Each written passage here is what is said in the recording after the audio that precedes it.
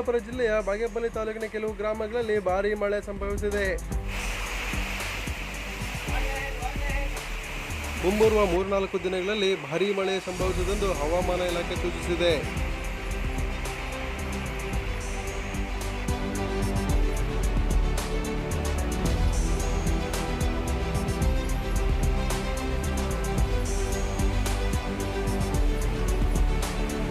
ಈ ಭಾರೀ ಮಳೆಗೆ ತತ್ತರಿಸಿ ಹೋದ ಜನ